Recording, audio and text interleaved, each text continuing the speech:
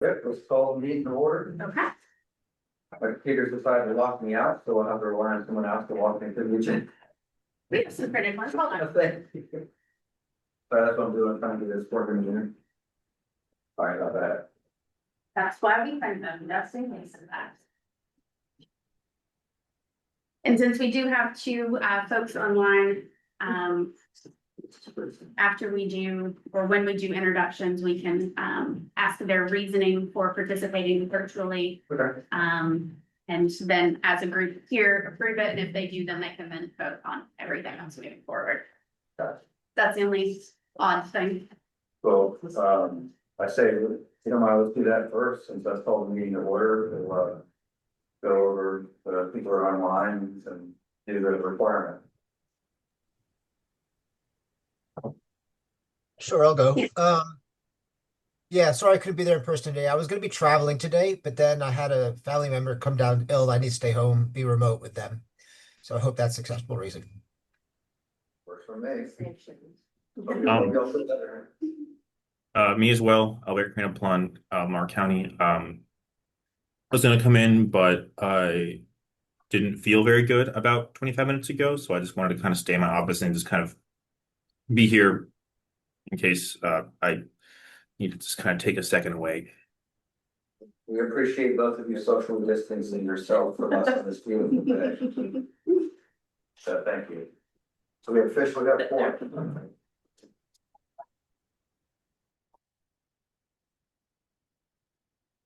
Nope, and now we've got five as well. Todd, welcome. Can you hear us? Yes, I can. Thank you. Sorry I'm late. I had to just jump off of a prior meeting. Excellent. All right, so we'll use your reasoning as you were stuck in meetings, if that works for you. Good deal. All right, we have satisfied the requirement. We have, so we can move on to in-person introductions. I guess I can start. Sure. Sarah Pennington with the TJPDC representing the rideshare program. Greene with the TJPDC and Charlottesville, Albemarle, PO. I'm a regional planner here at the PDC, just supporting transportation. Operator, Office of Land Use for VDOT. I'm Gretchen Thomas with TJPDC, and by the way, we need to make a motion in a second to allow those who are online to vote and participate. I make a motion that we accept the people online. I second the motion. All those in favor say aye. Aye. All those opposed, like sign. Motion passes. You want to introduce yourself, Laura? Oh, sure. Hello, everyone. That's as far as it got. Taylor Jenkins, Director of Transportation for the PDC. Danny Shackelford, VDOT helper, the site. Madam Shadi, VDOT Charlottesville residents. Thomas Evelyn, Deputy Director of Community Development. Jim Friedel, Planning Director in Greene County. Dylan Bishop, planning design director in Wilson County. Cody Barker, I'm planner, Nelson County. You planner. Yes. And we've done a couple people online. Who online is not introduced themselves?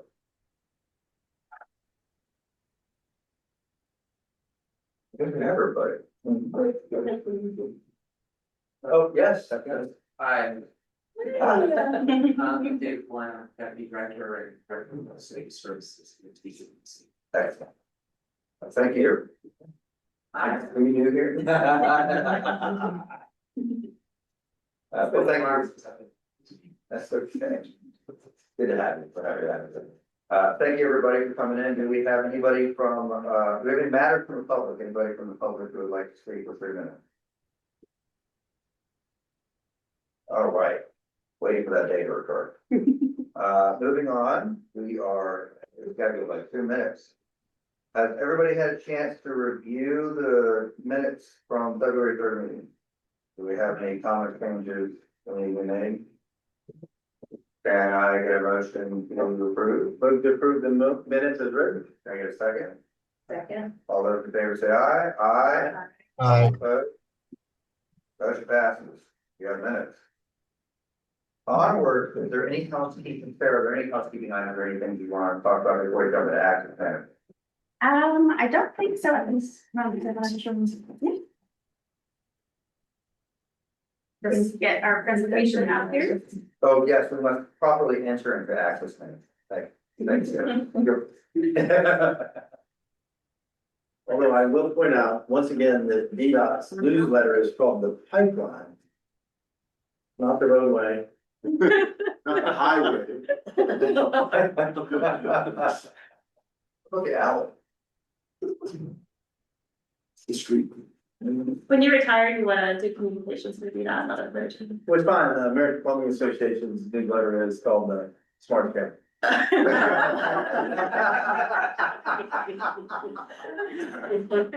So Rob, you're welcome. If you want to come up to the podium, or I can advance your slides for you, whatever you prefer.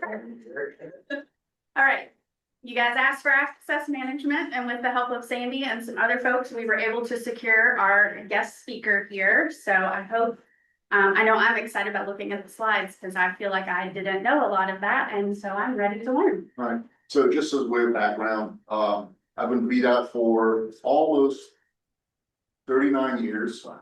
I've been, I was the first district planner for Culpeper District. I was a district traffic engineer in Salem District. I've been in the planning section up in Northern Virginia. Spent some time in project financing and that kind of stuff. And it used to be secondary roads division, then became local assistance division. And then I've been in the land use area since then, bouncing from maintenance division, planning division, and R&D global office now. So has some of my background. I first got involved in access management back in 1989. The FHW was rolling out some new training. And, you know, Virginia was one of their test cases, so they did the training, and I'm one of the lucky people that got signed up for it. And it was all access management and how it can be done to, you know, cut crashes and that sort of stuff. So off and on, I've been involved in that since for a good number of years. I don't want to think like exactly how many. All right. So what is access management? It's location, spacing, and design of entrances, street connections, median openings, traffic signals, interchanges, all that kind of stuff. It's where people can get on and get off the road, essentially, or go in a different direction. Why do we need it? Well, we need it because most crashes occur at intersections and entrances. That's where the crashes occur. So we need to look at it and figure out a way to try to cut them down. So I'm going to kind of lay out some of the basic principles of access management. So one of them is that you apply it based upon the function of the roadway. So high functional roadways, you know, interstates, you're not having any access points other than interchanges. So broadly spaced, all the way down to local streets and cul-de-sacs, where you've got a driveway every 25 feet and people expect to stop and slow down and just move slowly at the pace the road is designed for. The other principle, one of the other principles is conflict points. So conflict points is where two vehicles can cross, merge, diverge, brake and stop, things where there's an opportunity for people to crash into other people. These are bad things. The more conflict points you have, the more complicated the driving situation that the driver has to face. So when they're going down the road, you know, it's easy if you're just going down the road and you have just one thing to look at, one thing to look at. You can put your attention to it, it's hard to get surprised. But when we have a situation like the four-way intersection there, okay, 32 conflict points. So that is 32 opportunities for someone to hit somebody else. And that's not even counting pedestrians and bicyclists, that's vehicle to vehicle. Okay, you can do conflict points with those too, those other modes. Okay, and it makes the situation 100 times worse. Okay. So the other thing is, so you want to reduce conflict points. Number one. Number two, or separate conflict points. We get back to the whole dealing with one issue at a time, so you can put your attention to it. Another one, I didn't include in the slide, but it's kind of implied. it's a lot better to have a merge diverge rather than a crossing. Because the speed differential in the crossing is essentially the speed limit of the roadway. Merge diverge, maybe 10-mile-an-hour differential. So the chances of injury are much less, you know, you're dealing with property only damage kind of accidents and that sort of thing. So confidence. All right. So remember I said a lot of crashes occur at intersections. Well, for entrances, 74% of those crashes occur due to left turns. So that's another thing to sort of keep in mind. One of the principles is we like right in, right out versus left turns if at all possible. Like to use medians to prevent those left turns. Entrance islands sometimes work, sometimes don't. Depends on the design. It depends on how many four-wheel drive jacked up vehicles people have, so they can just ignore them. Reducing speed differential. That's that merge diverge thing. Those are better than the other kinds of crashes. So reducing speed differential means basically, if you've got a guy stopped in the road, it's a 55-mile-per-hour roadway, the person that was behind him doesn't see him and crashes into him. That's a 55-mile-per-hour crash. If you have a turn lane, and okay, how many of you have read the Ashto Green book? The road, it's the big national manual for road design. Okay. Haley. Yeah, there you go. So in it, they lay out sort of like the basics of road design, the theories behind it and all that sort of stuff, and what everyone has to meet in this. Okay. So in that one, for the design of turn lanes, the assumption is that you're willing to make do with a 10-mile-per-hour speed differential in your car. So turn is supposed to be designed so that, you know, you're braking before you go to do your turn into the turn lane, but you're only dropping down about 10 miles per hour. Then you head over into the turn lane, then you're out of the way so that if there is a crash, we're talking low speed differential. So anyway, we're leaving better than crossing, auxiliary lanes, that's turn lanes. Well, we're acceleration lanes. You know, the interstate, you always got that acceleration lane you want to get on. All right. Now moving on to the regulations. So that's the basics. That's the basic principles of access management and how you sort of look at it. So now regulations. Back in, shoot, what year was it? It was somewhere around 2008. Might have been 2007. The General Assembly said, hey, VDOT, you guys need to create access management standards and associated regulations and apply those across the state because we're having too many crashes. We're having to redo roads too often in terms of construction. So we want to sort of hold that back as much as possible. So number one, we created those regulations. It's 24 VAC 3073. 73 is a chapter number, and it has section numbers just like a law or other regulations. And the design standards first went into 2 appendices in the road design manual because we were applying it first as for principal arterials, so those are most important.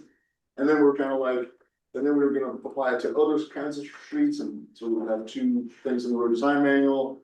We finally figured out that that was a really dumb idea. I don't know what we were thinking. So we just combined it all and said, okay, just everything, here it is. So road design manual appendix F, that has all the standards, the spacings, all that stuff that you need. For the design, the regulations only apply though to state highways.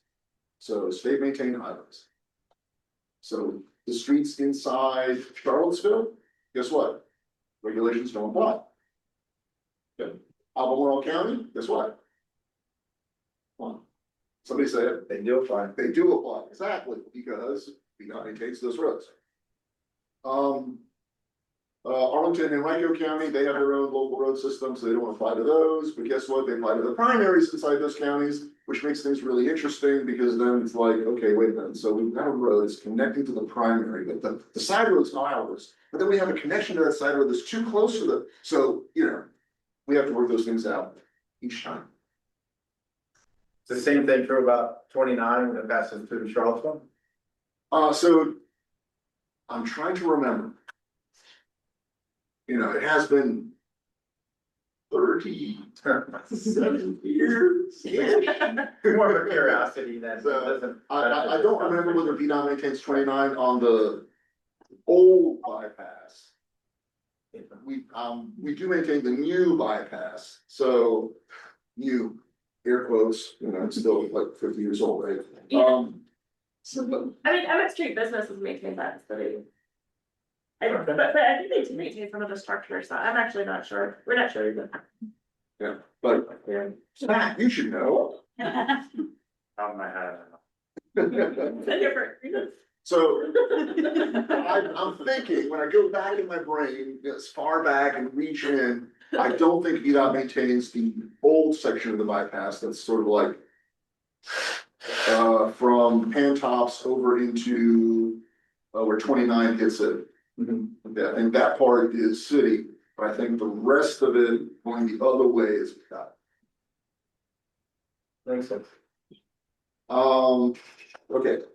Got that. All right. So, basics and the regulations. What we're trying to do is we're trying to get the fewest number of entrances to reduce the number of conflict points. Obviously, more entrances means more conflict points. One thing I want to point out on that, that's just as useful for pedestrians as it is, and bicyclists as it is for cars. Right? Because in your situation, you can get just entrance. When the pedestrian is walking by, they don't know where can't be weary all the time. That's like those car shops that say, we specialize in foreign domestic. Oh. What do you not specialize in? Can't specialize in everything, just like you can't be 100% aware all the time. So when you have fewer entrances, it's fewer opportunities for people to get hit. In terms of locations. We want to focus the entrances on the side streets, because those streets are going to be lower speed, lower classification, generally speaking. So we want less interruption on the main lines. We like to emphasize right in, right out entrances. Once again, left sort of where most of the crashes occur, so right in, right out is better.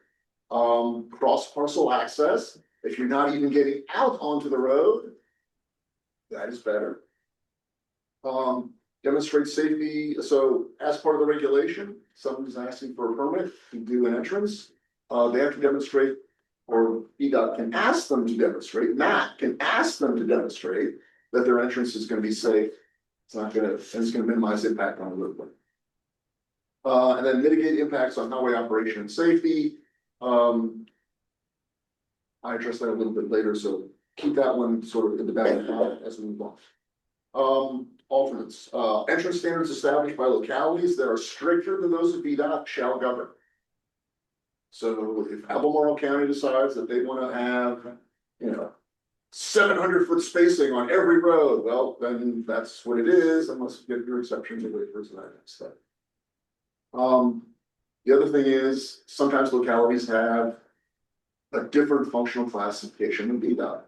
Well, if their functional classification is for roadway segment is higher than VDOT's, then that would govern in terms of what kind of design would be. And then VDOT approved access management quarter plans govern if they show the location of entrances and that kind of stuff. So the standards are designed sort of as for the average situation. You don't know where it's going to be applied instead of the design standard. If we do a quarter plan, access management plan, locality adopts it, everyone, has worked on it, they figured out where all the entrances is supposed to be. We've done it specifically for that area. That is going to be sort of override what the normal standards would normally be. All right, entrance types. So in law, we have 2. In the regulations, we have 3. And then the design standards, we have 4. I'll get to that. So for law, we have private drives and we have commercial drives.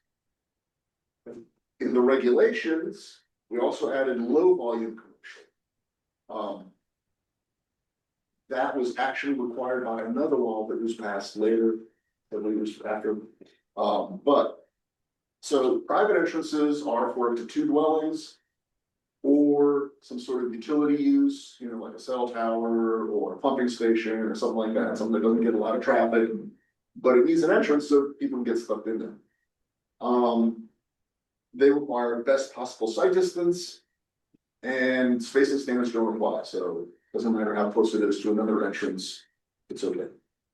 Low volume commercial entrances are for up to 5 residences or land uses that generate up to 50 trips a day. The greatest example is 5 residents. Because residential is about 10 trips a day, so that's how that works out.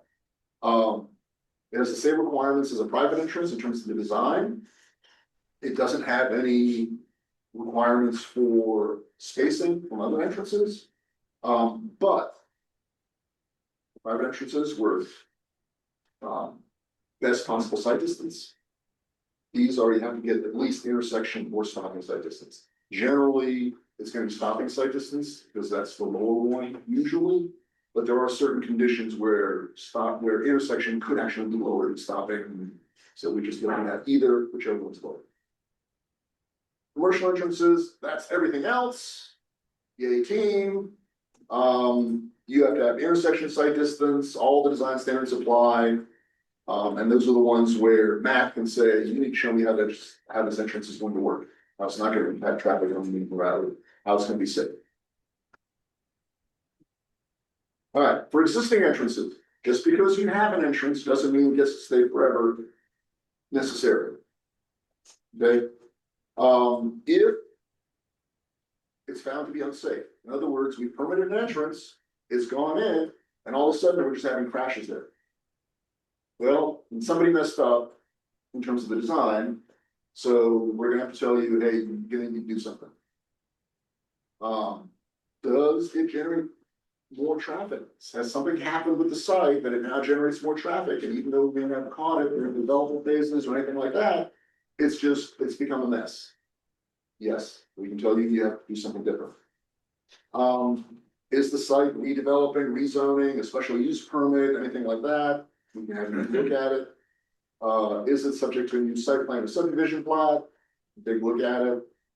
And then as that's happening, we can say, hey, you know, there's been a sidewalk that's been extended next to you, you're gonna have to connect to that sidewalk as part of your development, all that sort of stuff.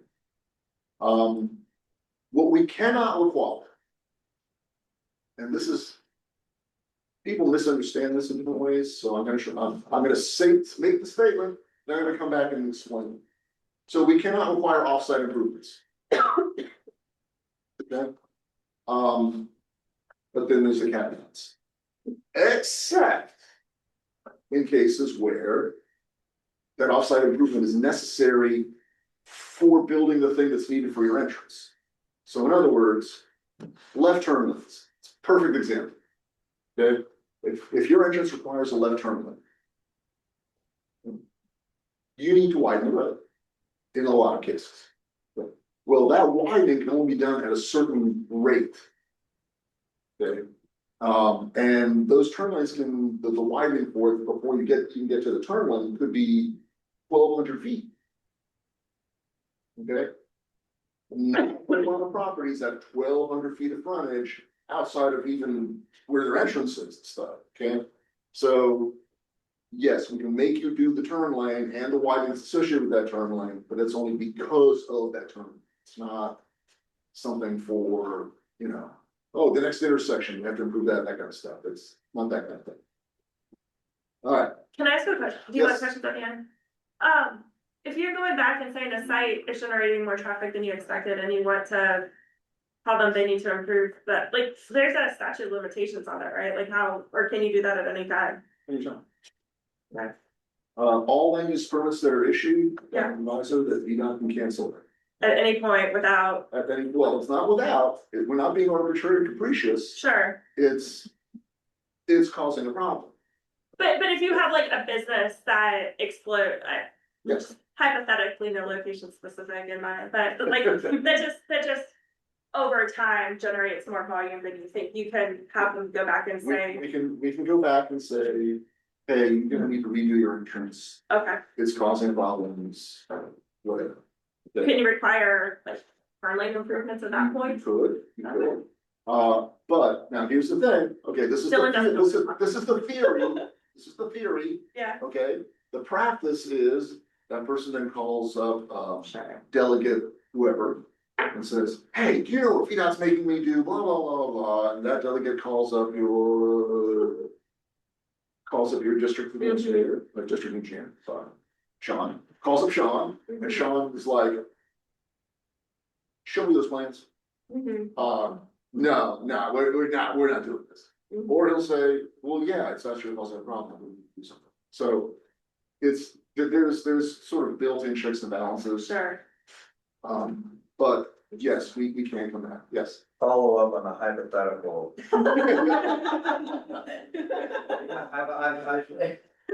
What is VDOT's enforcement mechanism to swing by said hypothetical business and go, you need to improve your entrance? What is your enforcement mechanism to make that happen? Back in the old days, we might be running a road grader through the area, working on ditches and accidentally drop the blade and cancel the entrance. Oh. That has happened, but. Okay. But as I said, back in the old days. Nowadays, we're a much gentler, kinder VDOT. So it'll be more about, we're working with you in the county to try to get some improvements here, and, you know, and that kind of stuff. But theoretically, we can put barriers up and block an entrance. That doesn't happen often.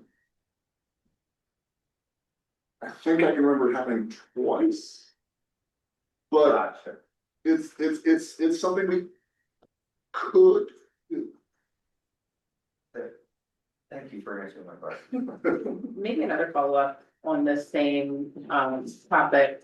So if VDOT is requiring changes or updates for an entrance, is that the commercial entity paying for those improvements or changes? Okay. The property owner or the business that's there or we work out a deal, you know, and VDOT has to repave the area anyway, so maybe you do some of the work, we do the rest, you know, I'm not getting into stuff that's kind of in the gray area, because you can't count on it. So generally, the communication is Yeah. You need. required to changes, Yeah. you have to do it. The other option is, because write in, write out is the safest, right? We've already discussed that. VDOT comes in, you know, those little flexi posts. We put those up on the double yellow line in front of your business. And now all your entrances are right in, right out. There's different ways to do this. I prefer a cooperative approach. We, working with the business, working with the county, we're all on the same page. We all want the same thing, which is we do want economic progress and we do want safety. So we can do something that achieves those things, great. Does that cover the question? Yes, Okay. thank you. All right, site development, blah, blah, joining progress available, okay, so unless required to accommodate, entrance improvements, yeah, okay, I already covered that, next one. All right. So. The expansion spacing requirements. So, once again, department versus locally maintained. May or may not happen, except a locality could adopt VDOT's design standards. Okay. Two things. There's AASHTO, the Green Book, I mentioned that already, okay, and then there's the road design manual. Okay, the road design manual makes a lot of references to the Green Book. It pulls a lot of information out of the Green Book, but it sometimes requires things up and above and beyond what the Green Book requires. Local governments are only required to meet the Green Book. Or now NACDO and this other stuff, but let's just say they have to meet the Green Book. But they can always choose to say, no, we're also adopting road design manual, so we need to be there as a road design. So that's an option for them, but once again, the regulations don't cover that, but maybe the design manual. All right, yes, okay. Functional classification, remember it applies based on functional classification. If your road is classified as a local road, there actually is no entrance spacing requirement. There is an intersection requirement where you have to have 150 feet between intersections. But based on the design standard for the particular kind of entrance you're doing, there's a little spacing built in the radius. Now, but other than that, there isn't really standard. Or once again, an area approved, covered by an approved quarter plan that could affect spacing. All right, so in terms of spacing sections, we want to address those at as early a stage as possible. Developer comes in and says, hey, I'm gonna want to do a rezoning, I'm gonna want this, this, and this, and I'm planning on doing these things. We want to address that spacing immediately. Okay, because we don't want him to get so far down the line. Well, he's had this wonderful layout put in there, and he's got, beautiful trees that he's preserved, and he's got all this stuff out, and then it turns out that he can't get the entrances where he wants. Then we want to address it as early in the process as possible. That it goes double for traffic signals. Okay, so how many of you think that traffic signals stop crashes? Nobody? I thought y'all just did roundabouts now. Well, Sorry, jump ahead. yeah. It was a seat presentation. Traffic signals stop crashes from being less likely. In some cases, yes. Traffic signals also cause more crashes. It's just the type of crash that's caused. Then, at a traffic signal situation, most of your crashes beforehand were probably left turning vehicles, that intersection thing, entrances. But after a signal, they mostly become rear enders and side swipes. It's what happens. Sometimes there's more, usually there's less, but signals don't stop crashes. They just shift the kind of crash and usually reduce it, but not entirely eliminate it. All right. So I said, okay, earliest stage possible. Engage stakeholders, developer, engineer, locality. Notice engineers look different than developer. Because sometimes developer says, hey, you consult, go ahead and design it, and they start, and then they don't communicate back and forth, and then you guys tell them something, they're doing something else to the developer. Yeah, okay. So we want all people at the site discussing things, being upfront. We need to consider the big picture. In other words, is there future development along this corridor? Are there future phases of this development? Corridor growth. And then we can require a study to identify safety and operational impacts. Matt can require one as part of the access management request that comes in feedback. And I didn't put here bicyclists and pedestrians because they are travelers on the highway. So a safety impact on them is a safety impact. Sometimes people forget that. I'm hoping we're beyond that point now, but All right. So entrance types. Remember I said then in design we have a fourth type of entrance. So we've got commercial entrances, then we have moderate volume commercial entrances. That's the one that's not covered by law and regulation. That's sort of an in-between on the entrance design. Then we have low volume commercial and we have private entrances. This table is sort of a summary, says what kind of site distance you need, whether access management spacing applies, and what kind of permit you need to get that kind of entrance.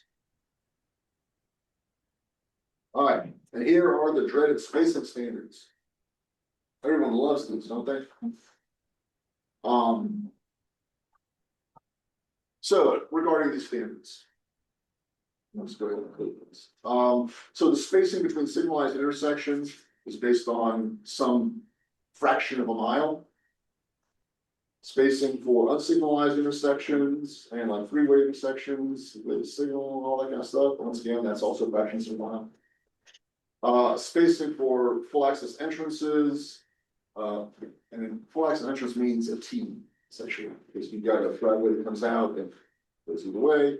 That is intersection site distance based. And then finally, the right in, right outs, that is stopping site distance based. critical factors. There is nothing magical about any of these disciplines.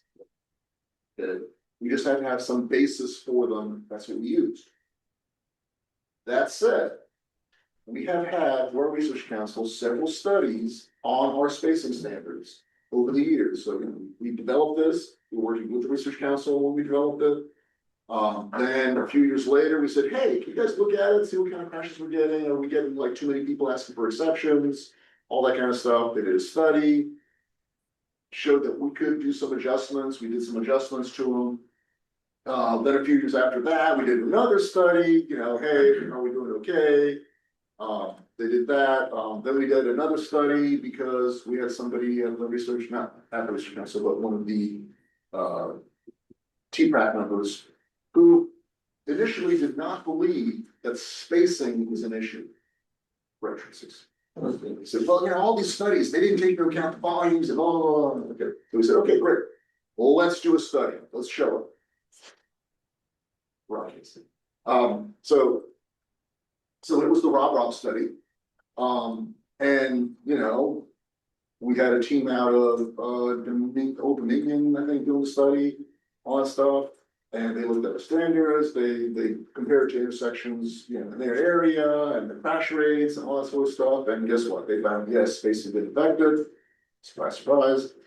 And their standards are actually pretty reasonable in terms of being that sort of sweet spot of not too restrictive, but not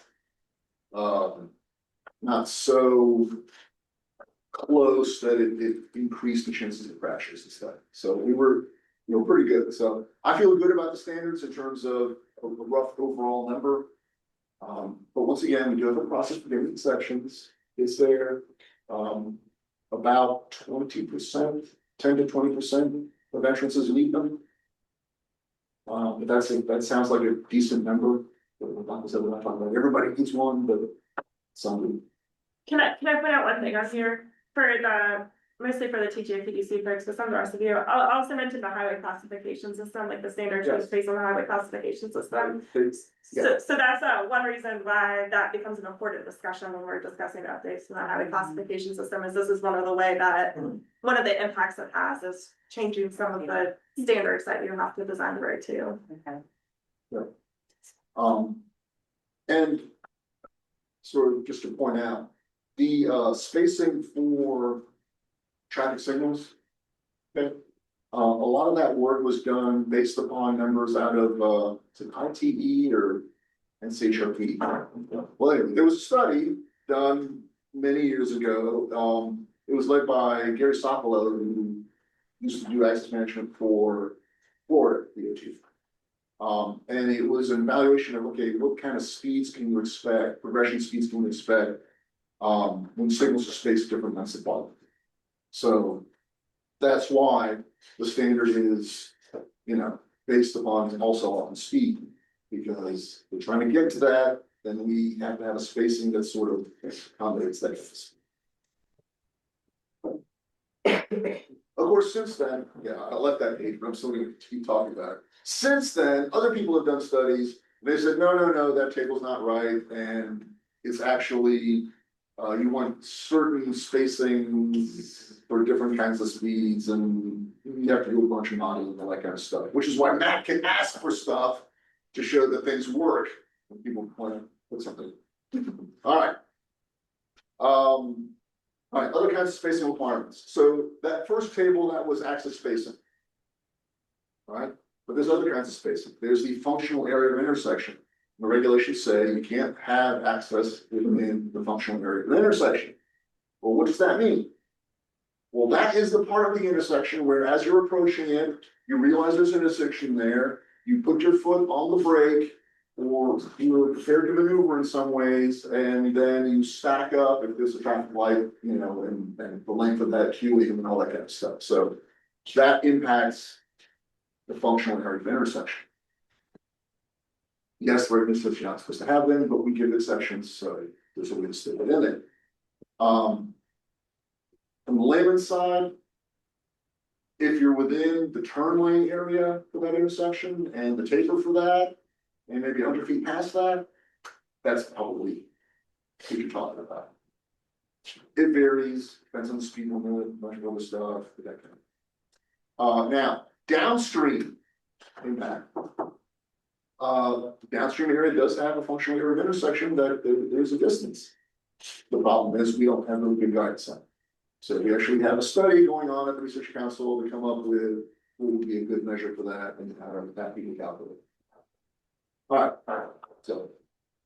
Functional area of intersection, got it. All right, corner clearance. So corner clearance. Shoot. You know, all the places that I would used to go to around here are probably closed up or have changed so significantly that I can't use those examples. All right, so you know how some businesses, when you pull into the entrance, you have to stop immediately. And then the person behind you has to stop, and then people kind of back out into the road because the person in front of you has decided they need to park right here, and it's taking them a while to maneuver the car and that kind of stuff. Okay, well, that's a dangerous situation. Because when the cars are backed up out into the main line, that's an opportunity for a crash. You don't like crashes. Crashes are bad things. Chicken row. I was ready to say Raising Cane's and immediately came to my mind. Okay. So there's. There you go. Photos on. Corner clearance is in a situation, but it's on roads. It's not like just an entrance like that. So when someone puts a side entrance in too close to the intersection on the side street, okay, number one, when you're loud, you're looking, you think you're clear, you start pointing out, and then somebody whips around the corner, you didn't see them because they weren't on your street at that time. Now you have a crash. Also queuing up from a traffic light or from the stop sign and block, and then you've got things all tangled up. So corner clearance is trying to prevent that sort of situation. The one I mentioned earlier, throat length, there it goes, It's mentioned here, but this is not the example, but I'll talk about it here since it's already mentioned on the slide. So throat length is that length of, when you have an entrance, how far does it have to go so that there's a reasonable amount of space so that people don't end up turning and stopping immediately and trying to decide what they want to do. It's sort of like a clear entrance distance. And that's another one that the access management designs today. All right, so local street spacing, remember I mentioned local streets don't actually have a spacing requirement. There is sort of one, like I said, it's no commercial, okay. So local street spacing, 50 feet between entrance road guide. So it gives a short segment there, and then people don't have to worry about running into something. Also, you mentioned roundabouts. Okay? You don't want entrances too close to roundabouts. Because remember, when a person's entering the roundabout, their attention is supposed to be on the circulating roadway. Who's coming? Can I pull out? Can I not? Do I have to stop? All that kind of stuff. We don't want you having to worry about somebody pulling out here or there and hitting. So 115 feet from the outer edge is the requirement in the road design manual. Even though we violate it sometimes. But you may do with the situation you got, right? I don't want to change so much. All right, there's the entrance road length. It's based on the number of ingress lanes. Oh, egress lanes, right, because that was supposed to be a measure of how much traffic your site is generating. So it goes all the way up to 300 feet. That's a pretty big distance. You're gonna have that at like major shopping centers again. All right, turn lanes. Remember I mentioned turn lanes, and it's good to get off the road, the main line, and then slow down and then make your turn. So there's standards. They're based on what's called the Harmelink equations. Harmelink was an engineer back in the 50s or 60s. I think it was the 60s. Who came up with, this standard where it was like you're expecting X many percent of vehicles to have to hit the brakes. It depends on the volume of the vehicles on the road, and then it depends on the volume of vehicles that are opposing the turn, and then it's how many people are turning and all that kind of stuff. So that's what that table is, that chart. Basically, one side of the chart, you don't have to have a turn lane. It's happening. You don't have to have one. Above it, it has to have at least 100 foot storage area. Above all of that, it's 125 foot, and then categories after that. You know, engineers, when I was going to school, we love these kinds of charts, because you got your slides and put it up there, you give your little lines and, oh, yes, I need one. No, I don't, you know, I'm in this area, you interpolate between them and all that kind of stuff. It works. Why do we not say everyone is an entrance?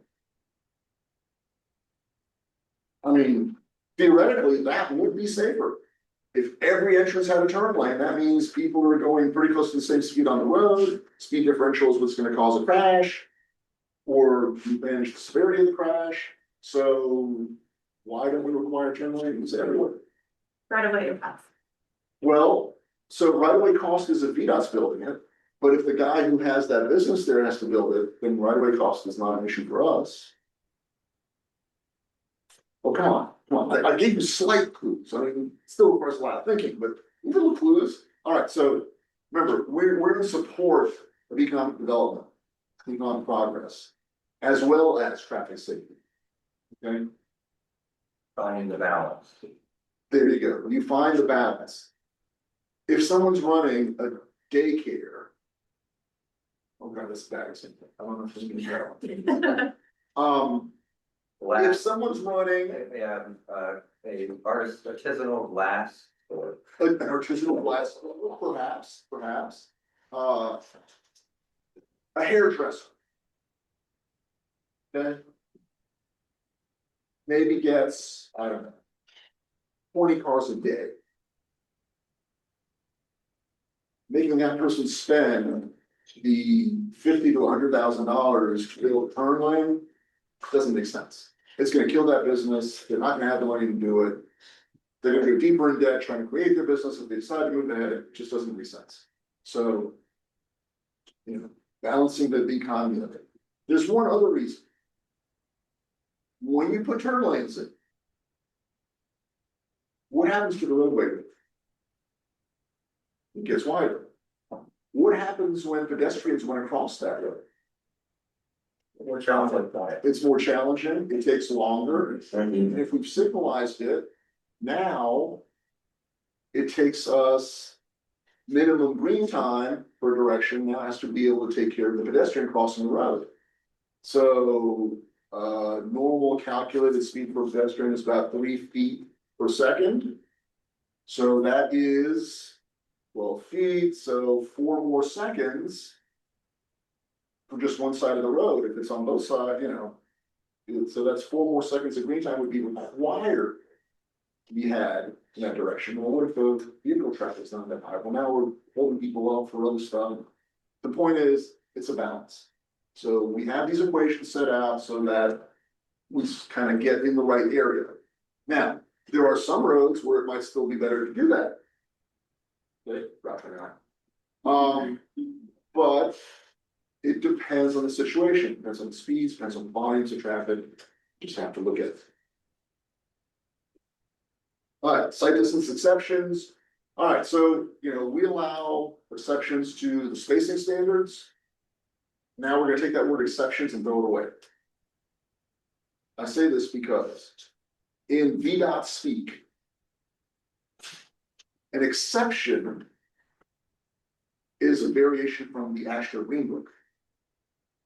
A waiver is an exception to a VDOT standard that's in the road design. And so if you cannot meet intersection site distance, you know, front lines, well, then you get a waiver to meet stopping site distance. Okay, the stopping site distance is the minimum that's required in the actual road. Well, let's say you can't even actually stop at that distance. Uh-oh, then we have an issue. Well, you can apply for an exception to that. Here's the issue. We do not give those out very often. You have to have a very interesting situation that's going to preserve public safety for your interest. Because that means that when you're pulling out of that entrance and a person is coming on the main road, they do not have enough time to react to your pulling out and stop it before they get to your vehicle. So. Yes, it does happen sometimes. People can give exceptions. Does not happen often. Avoid it at all costs. And if you're with the local government and you're looking at plats, requested plats and that kind of stuff, you want to make sure they can get an entrance somewhere that's safe. Okay, so if they can't, you guys let them plat it. We're gonna have to give them an entrance. Otherwise, it's inverse combination. But it doesn't necessarily have to be the kind of entrance they want. It could be, sorry, you can't get a commercial entrance, you can only get a private entrance. Or, sure, you can get an entrance. But in order to get that entrance, you're gonna have to spend $500,000 to shave off the crest of the road so that you can get your site distance.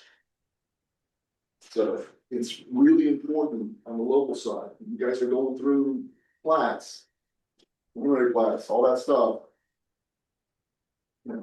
Maybe discuss with VDOT, maybe not, that's okay, just make sure they have site distance somewhere. You don't want people getting killed. That's the important part. All right, multimodal activity centers, I bring that up because we are in the Charlottesville area. So how many years ago was it? About 12 years ago, DRPT hired a bunch of high-powered consultants. And Hannah Twaddell was involved in that process. For those of you that remember her or you were, there you go. That goes way back. Way back, yeah.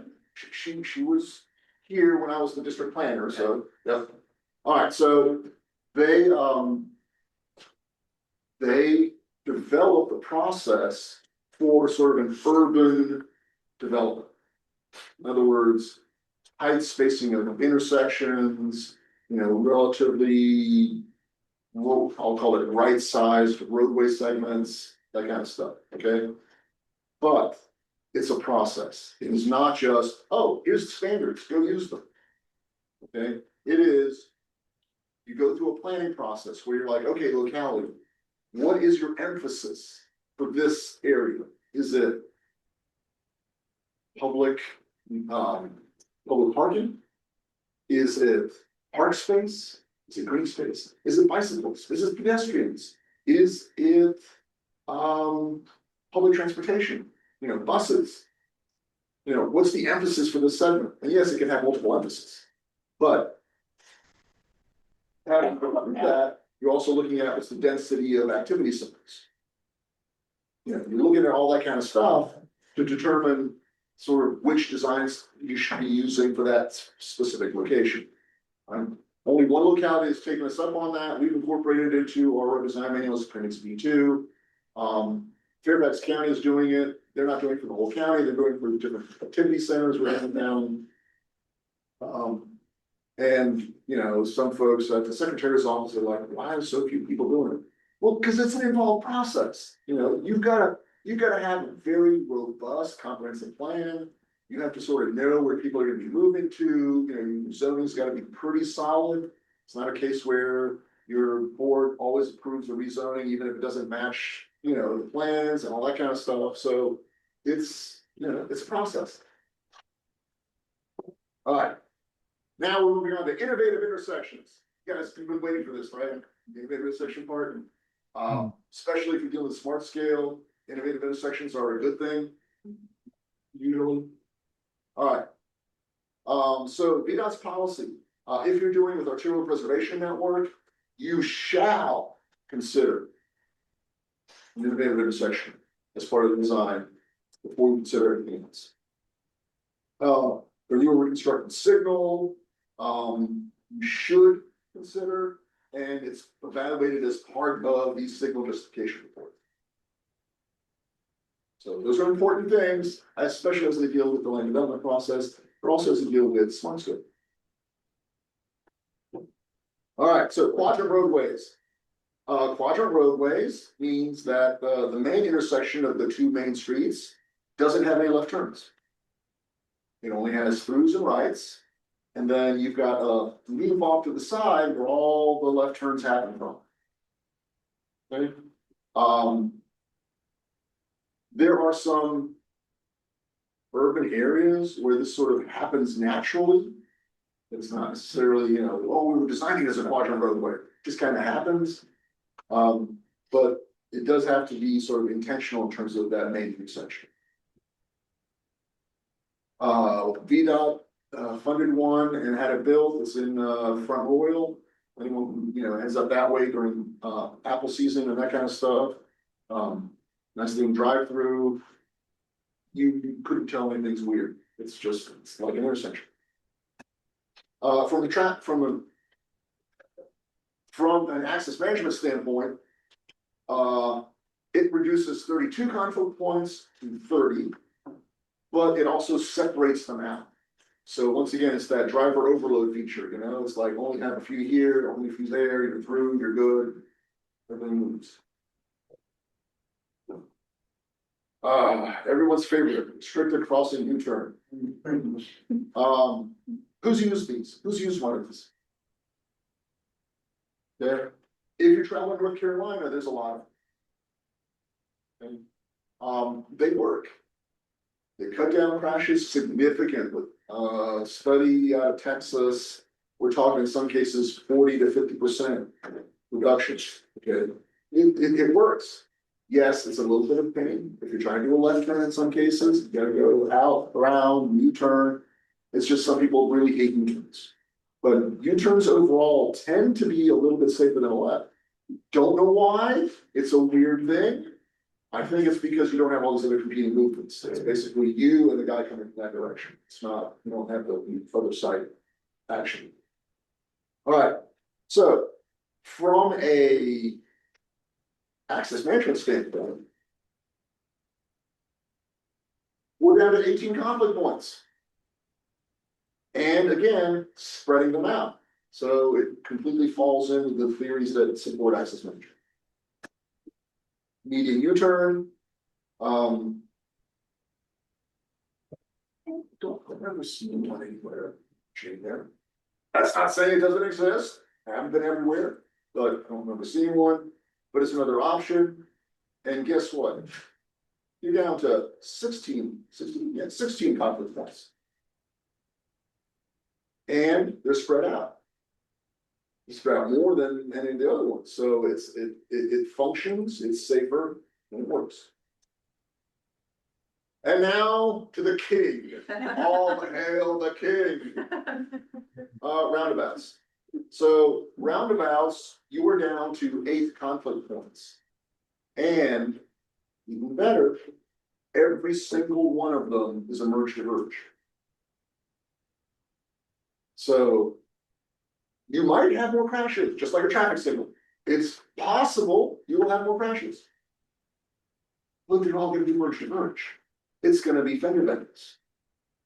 You're not going to have injuries, shouldn't. I'll take that back. If you're drunk enough, you can cause an injury. But for the most part, you're talking about property damage only crashes, and it works. How many, you guys have a lot of roundabouts? I think Nelson County has 2 that are funded through Smart Scale, right? Canberra and at 6 and 151. I think Canberra is.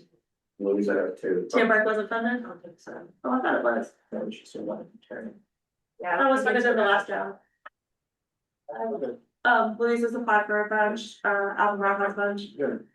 And I know some people still don't like them, but I mean, let's face it, VDOT has been pushing them now for 30 years, give or take. They work. It does take a little bit of retraining your brain if you're used to stop and go kind of stuff. Near the subdivision where I live, there is a roundabout that was just recently put in, a couple of years ago, put in. And I still find people, they'll roll up, they'll stop, they'll be looking around like, oh my God, what do I do? And then they go. But that's okay. All that means is they've just created potential for a rear end collision, which is not shown on this chart. But if they were using it correctly, theoretically that wouldn't happen. Yeah, roundabouts, they work. All right, Any other questions? That's the end of my presentation. Now you guys are, the home of one of the, I think it was the first emerging diamond intersection.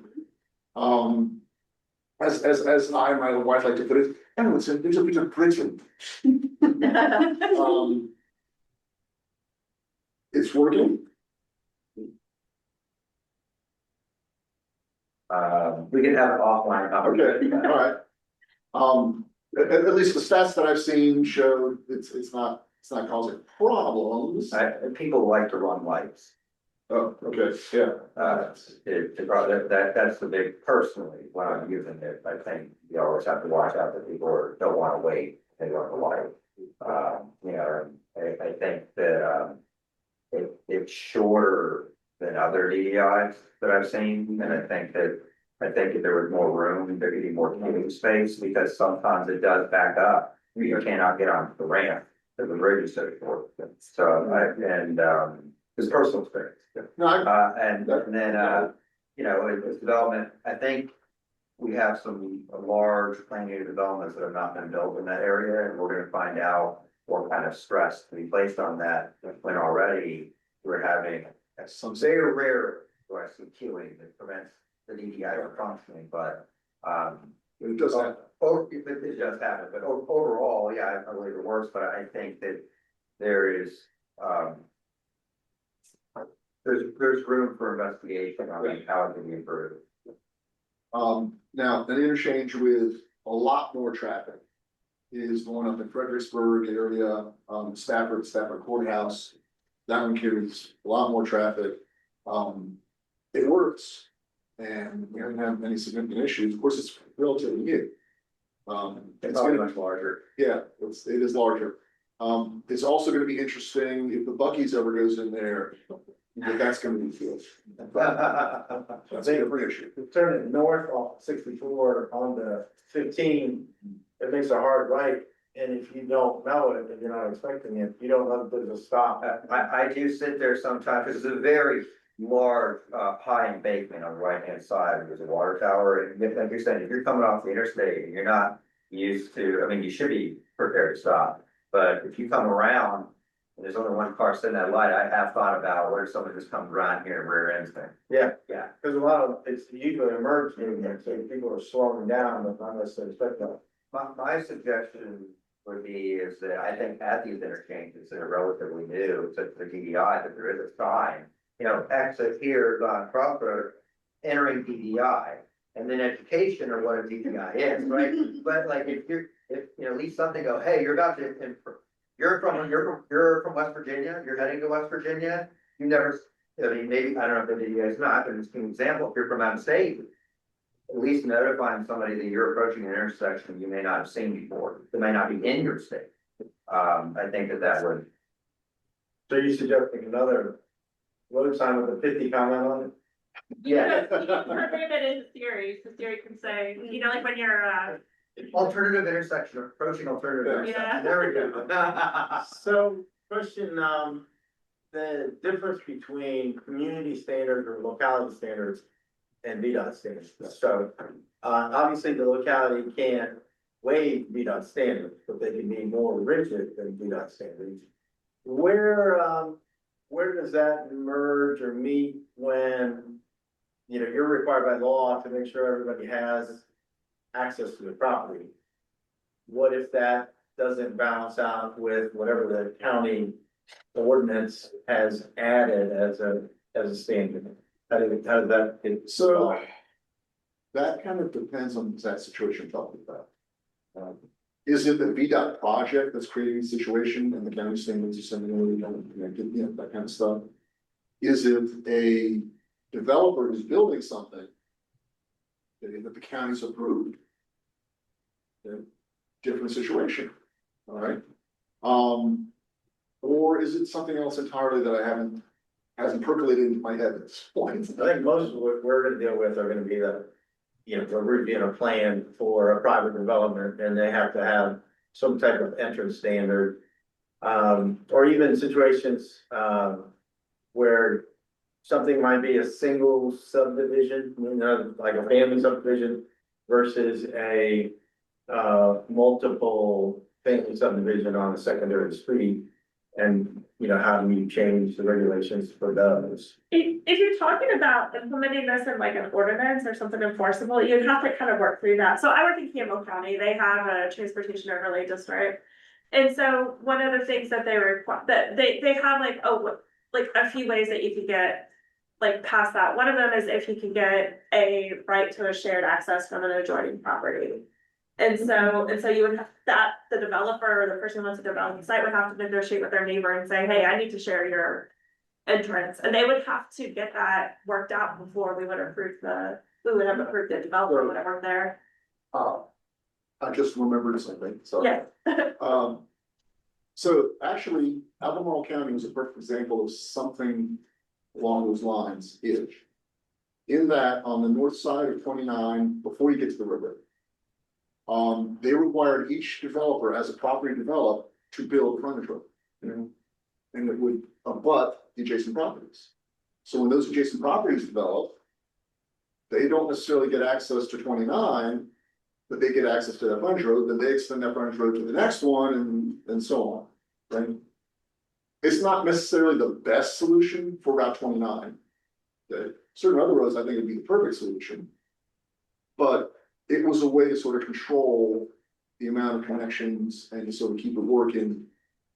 Now, frontage road, under our regulations now, that can be a secondary. We can accept that into the secondary system. So it's not like, you know, someone else has to maintain it forever and all that kind of stuff. I can take care of that. So there are ways to accommodate it in certain situations. I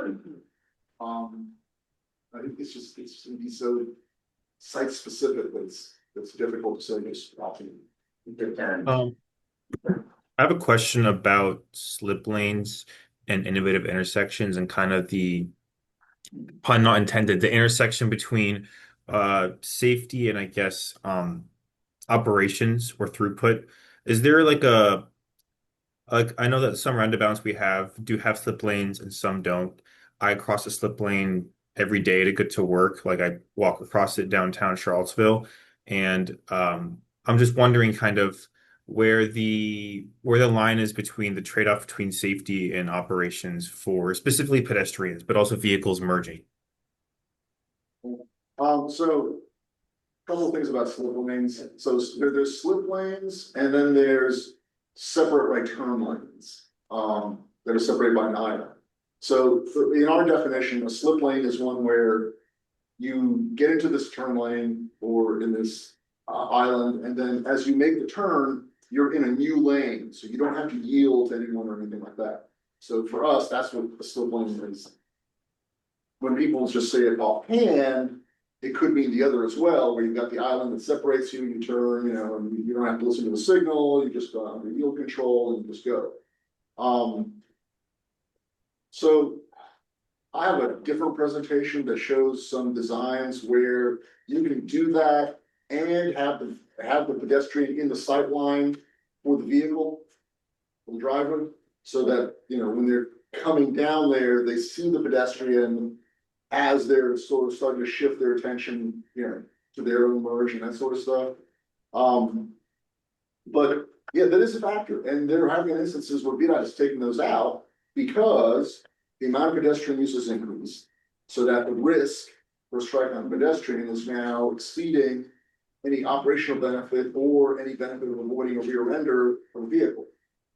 So it's really a site-by-site issue. And it once again, it depends on the volumes, traffic, the vehicular volumes, the pedestrian volumes, heck, bicycle volumes, you know, how complicated is the situation, how much other things are competing for the driver's attention, all that stuff is involved. Thank you.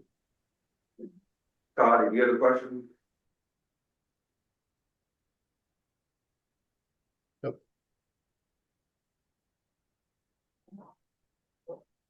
Anybody else have any questions? Yeah. Are there any studies or information on how access management standards impact businesses? There are studies. not a ton of them. There should be more.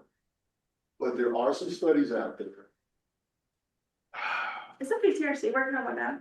VRC had sort of been looking at that, but I don't think it ever got funded for a study. Now, there are other states that have funded those kinds of studies, and I think there was an NCHRB study on it. If there wasn't, there was something associated with the Transportation Research Board. So, okay, how many of you know the Transportation Research Board? Okay, Yep. It's part of the National Academy of Sciences. It's sort of it's in the engineering part of the National Academy of Sciences. And so it has committees that look at stuff, and they have a big input on NCHRP studies and all that sort of stuff. But the Access Management Committee, oh shoot, they did away with that committee. Damn it. Well, they transferred its roles. It's not like it's gone and all the people are dead and all that kind of stuff. But it's moved over to the roundabout, no, innovative intersection and access management, whatever. The committee name has changed. Because they combined it with some other committees. But they had a website that listed out a whole bunch of research, on access management and its impacts and all that sort of stuff. That used to have links to some studies. The FHWA has a brochure that talks about, the economic impact of access management. Some of the stuff that I remember reading, but I don't have it in front of me, so I can't say, yes, it's exactly this. Said that during the construction, you can have a downturn. Sometimes the year after, it'll still be a little bit lower. But generally speaking, after that, it improves significantly, and that's because with access management, people, I'm gonna use my wife as an example. She absolutely hates going to short term. Because the traffic is just so stupid.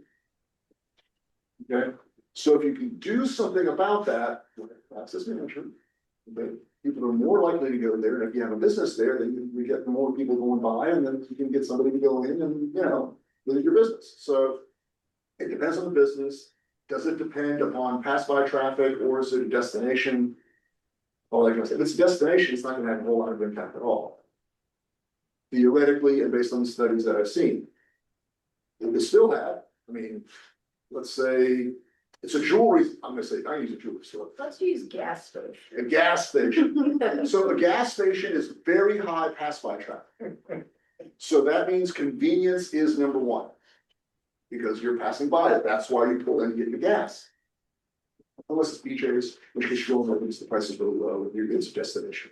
But we're just not gonna talk about that right now. So for those, yeah, it could have a negative effect. It's not usually as heavy as some businesses claim.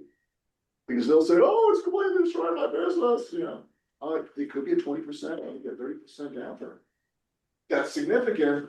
It's not like 50% of the business, but it's a quantifiable number. Thank you. But there are studies out there. You just have to search for them. Thanks. Any other questions? Yeah, Carson. So in terms of the innovative intersections, the diverging diamond seems to me, at least I just was doing some searching and Googling just now while we were talking about it, that, getting a shared use path through one seems to be like, do you have any examples of the ones that have worked well, where it's comfortable for a shared use path to go through, or is it just completely an auto-oriented function? I have seen plans with them. I don't think we have a good example in Virginia. Because they're talking about it on Fifth Street. There's a diverging diamond, MPO, Tech, and policy, but we're looking at smart scale. And I've always looked at that design and be like, how's that really going to work?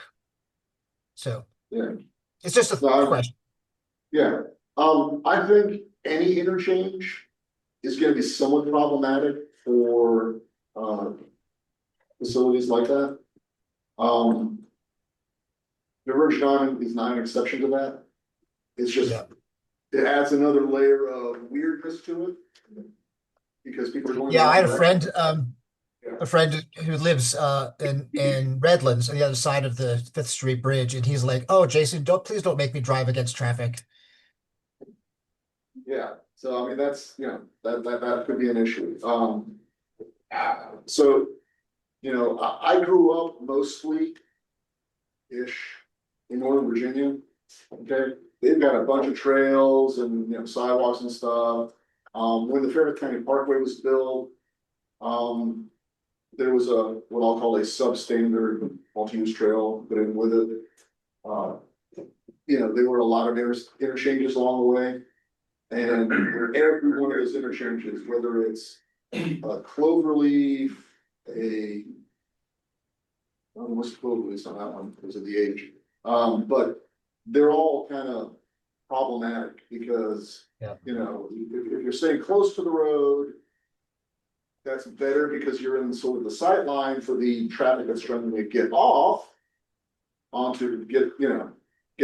the parkway. But for the ones that are coming off of the parkway, it's problematic because you're not really in their visual angle as they're trying to merge. No,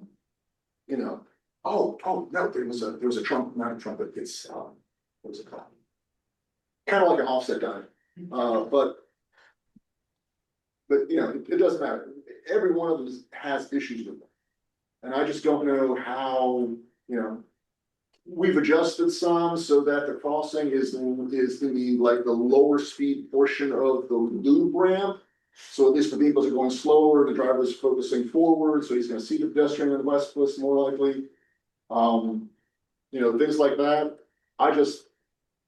In my heart, I just don't feel there's a really great solution there. Other than just great separation and just go under, go over, whatever, and get across. Yeah. Thanks for that.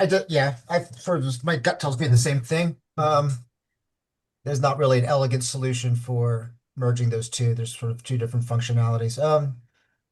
Fun fact before we move on, in 2009, as a young planner, I worked on the Greene County multimodal corridor study for 29 and 33, where we did an access management plan. We did that for TJPDC. And it's still, I just Googled it, it's still up there on their website, but I don't think anyone's looked at it probably since 2009. Maybe you have, Jim, I don't know. All things old are new again. Sir, I want to thank you for coming. This has been a fantastic presentation. We'd like to, I think I speak for everyone, we'd like to invite you back. And with the presentations you do like we've really enjoyed this. Thank you for taking your time and coming all the way here. No problem. I mean, that's part of the job, and take me back to early in my career. Do you want to mention the land use forum? That's right. That's right. It's the 14th. I don't know. That's the 14th. So I hope all of you are signed up to attend the Transportation and Land Use Planning Forum. We put that on every other year. It's aimed at local government officials, PDCs, MPOs. That's still like our target audience. And it covers, transportation topics like this one. In fact, there's a more in-depth presentation on access management than this one. It's probably a little bit more technical. But now that you've got the basics, maybe you're ready for that technical one. There's presentations on that SJR process that we talked about, the signal justification report and all that kind of stuff. There's things like that. There's presentations. I think our keynote speaker this year is the county administrator for Prince William. We try to get the local perspective in there as well. So it's online this year because we ran out of money, just pushing snow and ice.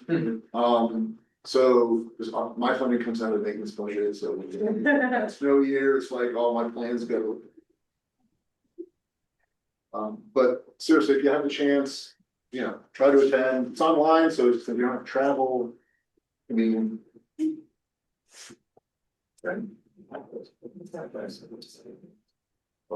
And it's every other year because the alternating years, we have a VDOT only one where we try to get all the VDOT land use folks all together, some of the folks from location design and that, you know, just so we go, okay, make sure you're up to speed. Here's what's happening, here's what happened. And just do a massive download. Same here, Smoke. Well, thank you very much. We greatly appreciate you being here. This is fantastic.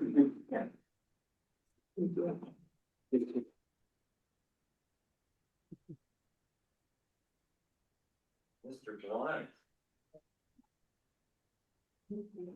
It's always a pleasure to get a legislative update now.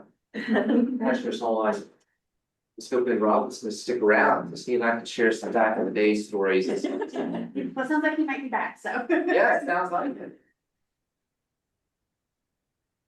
Well, thank you for the opportunity. For those of you, few of you in here that don't know me, I've been in the planning district a long time. And in fact, I remember Hannah Twaddell, who was here when I got here in late 1999. She was the assistant director. The staff was just smaller than it. So. Anyway, one of the several hats that I wear is as the director of legislative services here. Work directly with the local governments in the region on their behalf by navigating with their state legislature and with their state policy maker. So you're probably aware we came out of a 60-day General Assembly session in mid-March. The key takeaway is they did not complete action on a budget, which I've been telling the story here in the last month and a half or so that first year that General Assembly didn't do a budget, that at least that I remember, they adjourned their session without doing the budget. Local government was like, oh my gosh, what are we gonna do? We need to know our funding from the state.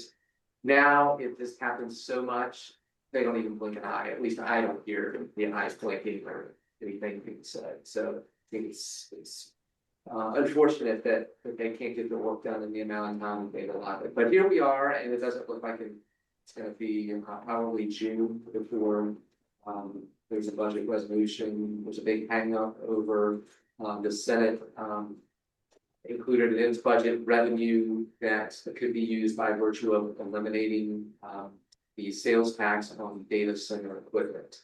The House did not include that budget or that item in their budget, so there's a big billion-dollar wide gap between the amount of resources that the Senate has and the House has in their respective budgets. So that's the hang up until they resolve that issue, which again, I think it's going to be into June. They won't be able to decide then how much they have to spend and where they can spend. But I will tell you about a couple of transportation things that were in both the House and Senate budgets or in one or the other. You haven't characterized the budgets this year in terms of transportation. It's really more focused on transit. Kind of the main thing in the House budget was funding for WMATA, which is Washington and Montana Transit, and their operating costs. They need about $150 million from the state.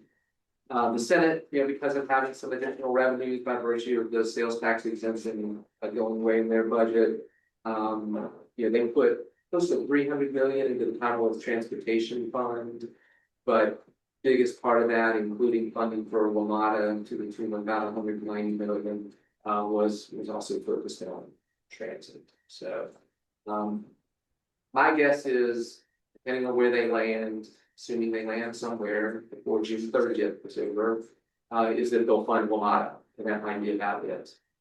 There may be a little bit of adaptings here and there. I don't anticipate that there's going to be a lot of additional funding, transportation or transit area.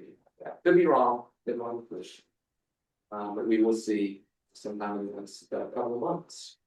A couple of other things that I would just point out from the budget, and these are both language items. The General Assembly includes not just appropriation items, but language that directs certain things to happen. They did direct Department of Rail and Public Transportation to look at funding opportunities for transit-oriented development, particularly around transit rail stops or stations. Looking at where there might be barriers related to housing and economic development. And then there was also some budget language looking at how they can accelerate improvements that are being made on I-81. There's some provisions that have been placed to generate dollars up and down the valley for I-81 improvements. So we're looking to see if they can improve on those improvements in the timeline, I guess. And then also a study again, another part of the state and transit down in the Kansas City area. So wanted to point out just a few handful of bills that we had. Probably the main ones were the repair of House bills and Senate bills that would have again a little bit more focused on transit, but also some transit in not just Northern Virginia. These bills are all coming from Northern Virginia. House and Senate bills trying to do a little bit different things.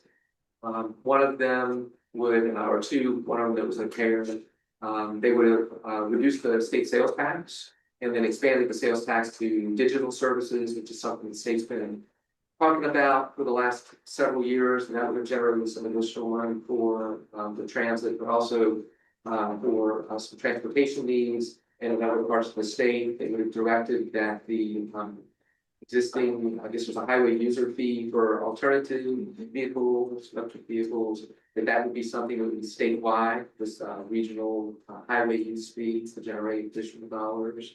But none of those bills went anywhere. It was a fairly broad coalition of transit-related organizations that were lobbying for those bills. When the bills died, they started shifting to budget. Of course, I just explained what the budget meant. So, again, I don't know that we're going to make much progress on issues.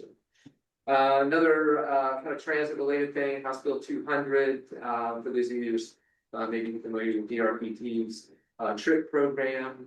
There's some changes made to that to give DRPT and the CTV a little bit of flexibility in distributing those funds. Those bills all passed, or that bill passed unanimously. I spent a good bit of time because we have some interest here in parts of this region. It's part of the TJPDC's regional legislative program concerning the use of photo speed cameras. Right now, the current law has been in place about 5 or 6 years, passed in 2020, allows them to be used in school zones and construction zones. And there's been some efforts in the last couple of sessions at the state level to really kind of, I'm going to say rein in the program, but really just kind of put some guardrails around the program. And I think that's largely due to, if you've seen headlines coming out of particularly some of the localities down in the Hampton Roads area. And, oh my gosh, all this revenue that they're generating from people who are breaking the law by running or by speeding through school zone. So anyway, ended up had 3 different bills. One, actually all of them really kind of has some guardrails and just guardrails in place as to how you use the money that's generated by the cameras that you have in place. We'll kind of adding some more transparency to the process. If there's some additional information that would have to be included on summonses, got to put up an additional sign. One of those has got to flash the speed as you're coming through. So, some of, again, guardrails.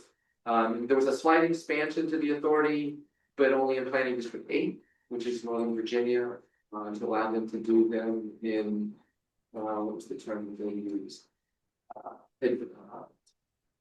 Safety red zones, which would be areas that are part of the pedestrian corridor plan or the pedestrian safety action plan that we got. And then there was some additional authority also put in for the use of cameras for monitoring pedestrian crossings and stop signs. So have that. The 3 you all have speed camera at school zone. I know 33 by the elementary school. Was there one around the high school, middle school? There is. So you've got 2 locations. Nelson, y'all talked about it at some point. Can't just put them anywhere. No, not right now. Speed zone or school construction zones and school zones and highway construction zones. No, So we you- haven't yet. Sorry. Yeah. And Louisa, any discussion? I think we I don't have know to where it's in a place. I mean, it's an effective reduction in speed. It's not a moneymaker, which Yes. the sheriffs may present it as a moneymaker, but That's because the salesman presented that. Yeah, I got some numbers from somebody in the sheriff's department last summer and agree with you. It's not even in Albemarle. You know, they've got 2 sites now, one just started this school year, and it's hundreds of thousands of dollars, but it's not millions, like they're being generated at multiple sites and separately houses. So anyway, those bills have been fun. Tongue in cheek. Senate Bill 832, really a study bill, directing VDOT to look at potentially designating vulnerable road user safety zones, and really kind of looking at areas where there's been elevated crashes, injuries, and fatalities involving pedestrians and bicycles. There will be a report back to the General Assembly in that work. Pair of companion bills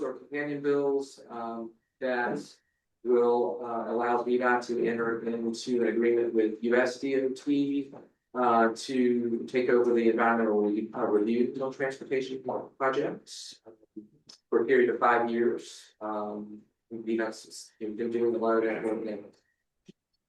And then there's also a pair of bills that passed to allow localities to authorize the use of bus obstruction monitoring systems by public transit agencies. So, you know, a lot of stuff that's more, again, oriented towards transit this session. You know, just more or less what I would characterize as good. So I know you all, as planners, I can't believe Sandy's getting ready to leave in the middle of the presentation. Having been my office neighbor, I mean, there's this little meeting going on Culpeper today, but. Go. Be there, not late. See you soon.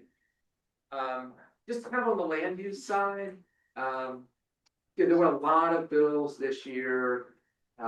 We've been seeing this past several years, just kind of really, more prescriptive policy setting at the state level in the area. Local governing bodies authority over land use regulation. And I think, something, Rob was talking about one of his slides, he used the words, and he emphasized shall. So there were a lot of shalls in some of these bills, shall allow by right, shall be deemed to include, shall be deemed as a permitted accessory use, shall require a special exception. So, a couple of the bills didn't make it through the process, but vacant housing, accessory dwelling units, battery storage for solar, ground-mounted solar modules, all had some bills that were gonna, tell you more what you have to do with those areas. So, I think there's a growing sense, or at least among the majority that was in charge this year, either not liking what they're seeing at the local level or seeing inaction at the local level. They were trying to, more standardized across the state, things that may be a mismatch at the local level. And just taking a really more active role in setting more prescriptive policy at the state level. So, on that cheery note, I will stop. And I know Jim will have questions. What was the number of the speed camera bill? There were the 3 that passed, they're most substantive. There was House Bill 994, that's the Northern Virginia Planning District 8, so I know that was favorable. House Bill 1220 is the main bill that has the guardrails, a lot of new language there. And then the one related to expanding to pedestrian crossings and stop signs is Senate Bill 84. The main one probably you would be interested in working with. Thank you. I would just comment, I think the perspective after attending that meeting last Thursday with some of the legislators is just a difference in perspective. It wasn't articulated that well, but locally, we may have residents that vote for a certain thing that isn't necessarily good for some of the state's goals. But that's the whole point of having local elections and local ordinances is sometimes the people in that community don't want affordable housing, they wanna block people out. I mean, it creates conflict between the state and they even, some of the lobbyists that provide money want certain things, and those things don't always match up with what the people in the individual community want. It's very, Fairfax wants vastly different things than Greene wants or Louisa. No, I think you're exactly right, and I think we're seeing that play out with the state budget, as Tom knows, the data center development we have in Louisa, and Northern Virginia seems to be tired of it. And the people that are closely looking at the finances in the state are looking at that incentive tax credit that they put in place a number of years ago, how much now is costing in terms of lost revenue. But I'm sure there's other areas of the state would love data centers as well, and other areas that they may not have. That's just one kind of high profile issue. Any other questions? Well, I absolutely invite you back. Sure, well, as you're looking at next year's, I'm always looking back at the planning agenda. What I do that month, this year. Yeah, always glad to, usually by March, whether it's short session or long session, we only every other month, so you'd be meeting in March. We actually meet quarterly now. Oh, you quarterly now, okay. Maybe after July 1st when things kind of shake out. Yeah, sure, yeah, glad to, so. So thank you very much. Sure thing. All right, well, we have some VDOT updates, Sandy. Well, that's what we're skipping that today. We'll save Sandy for next, I think they're just all in smart scale land. To be honest, when she left, she said her only update was the CTV update. That was their Taylor. Okay. Maybe she was with friends. CTV. There's been a lot of activity at the CTV related to smart scale and just all things transportation. The most significant of which is for smart scale, they took action on expanding the eligibility for the high priority projects program. So that's the program that if you submit an application, you're competing statewide. So localities are eligible, transit agencies, MPOs, PDCs. They expanded that eligibility to include innovative intersections. So not just grade separated interchange projects, but also roundabouts, arc cuts, all those innovative intersections that we got a nice presentation on today, are now eligible to be funded out of both pots, so district grant and HPP.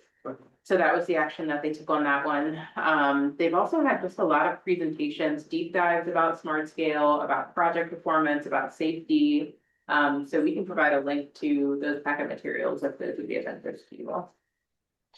Thank you. Yeah.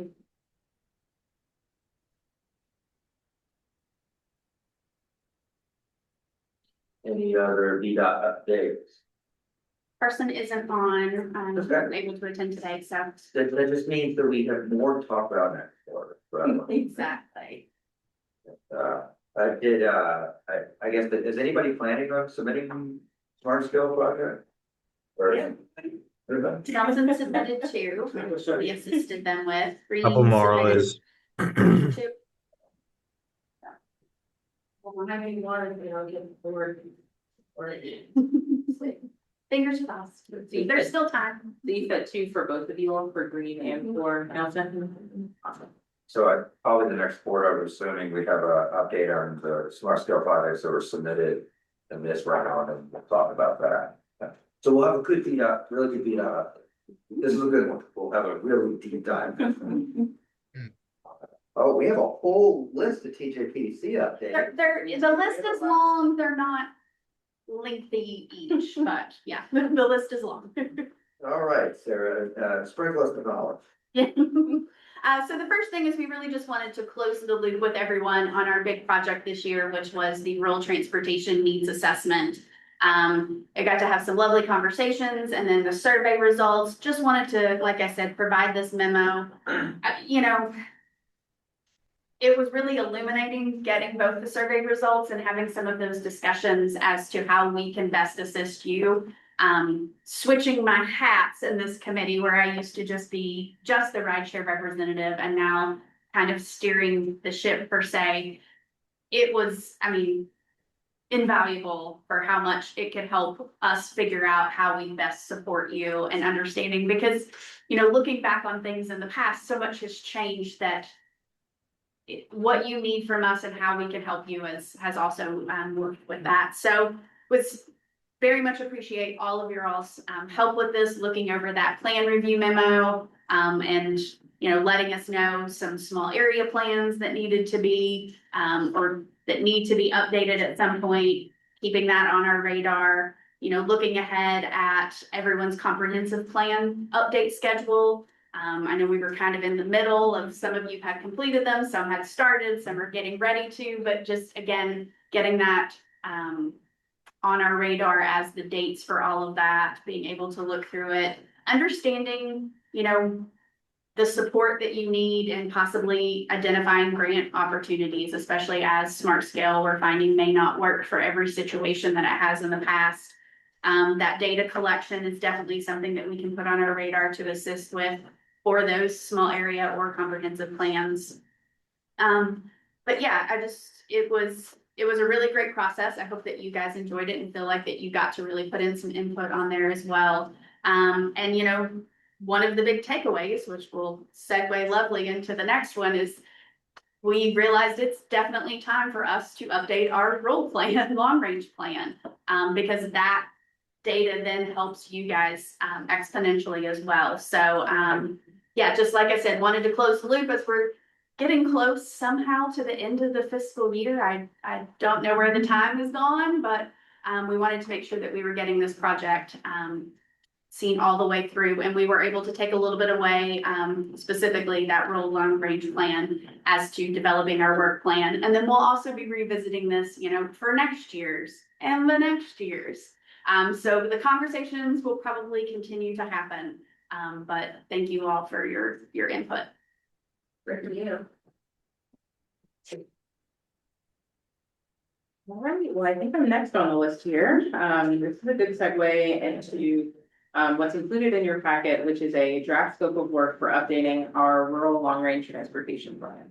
So that's included in there, partially because Sarah did say it is pretty outdated. It was last adopted in 2018 by the commission. And also VDOT asked us to update this plan. They said it's been a while since you all have refreshed the projects that are in there, the data that's in there, and asked if we could include it in our rural work plan.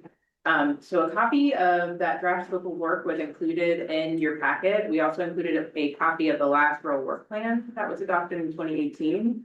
We did confirm with VDOT staff that there are actually no formal guidance documents for the rural long range plan. So it's not like a legislative requirement, even though Federal Highway asked VDOT to do these, who then asked us to do them. So we don't really have a document that we can refer to say we have to do this plan update this way. So the approach that we're taking is really just updating the sections that were included in that previous plan. And because this was our last meeting of the fiscal year, we wanted to be able to kick off in July with starting to do some of this work. So we wanted to get something in front of you. Just for your feedback, if you had any questions or anything that you wanted to add to that. Since this will be our major work product for next fiscal year, most of your RTAC meetings will also have some component of this that will come before you in a presentation. This plan was also formally adopted by our commission. And so when you all get updates, the commission at their subsequent meeting will also be getting updates. So we'll be working pretty closely with you guys on the data parts, on the project parts, just so that you know what's going before your elected officials at the commission meeting, since they ultimately will have to adopt this plan. So the only other thing I wanted to note on the scope was that due to budget and staff constraints, we are unable to do like a full-scale public engagement effort for this plan. And so we look back at the previous one, it doesn't look like it had any chapter for public engagement, but we intentionally will go back and review recent planning efforts. Like I know for Move Safely Blue Ridge, there were a lot of pop-ups, a lot of opportunities for the public to weigh in on transportation challenges in their community. And also lean on you all if you have any, ongoing planning efforts that are going on that we could use some of that public engagement for that as well. So that's mostly what I wanted to touch on. Any questions for the scope of work or any thoughts on what you definitely want to see included in there? So I glanced at it and I noticed that there were 2 board supervisor members on Louisa, and one of them's no longer with us. Replaced. I'm assuming that's part of the main board, as y'all will be re-engaging another 2 board supervisor members Right. to review that on that end. What can we do as planning staff to assist you? Because the first thing that comes to mind, this might not be the document, because it's a rural document, is that counties like Louisa, where we don't have intersections that are unsafe enough, I see. don't have projects to apply for smart scale from for the first time and all around. And so is this an opportunity to kind of put those in this plan, knowing that the intersections are rural nature, such as 250 and 15, which is there between Fluvanna and Louisa, that we put that in there, we can reference it the next time we go. That's really the first thing that comes to mind, but it may not be the appropriate document to do that in. So I'm throwing that out there, not looking for an answer. That's just my 2 cents. But what can we do to assist you other than making ourselves available to meet with you, to go over the documentation, sharing it with our directors and county administration? I mean, that kind of first sharing the scope with them, or you all planning to do that already? So whichever you see fit, as far as sharing the scope with your leadership would be Okay. perfectly fine with us. I think exactly like you said, like just being available to help be a second set of eyes. Like if we pull the data for your local jurisdiction and we say, hey, can you all review this? Does this look right? Do you have any questions about it? And really just ensuring that it's not a surprise if it comes, up on a commission meeting before your board members. We want everybody to feel comfortable with it when they see it. Thank you. And county staff can post or support Yeah, public engagement. Is that something you want us to do? that would definitely be helpful, yeah. Like if you all have any ongoing opportunities, things that you already do in the county that we could slot into, that would be great. Good question. Awesome, man. Transparency. Well, thank you very much. Yeah. And, on to safe streets and roads. Hey, everybody.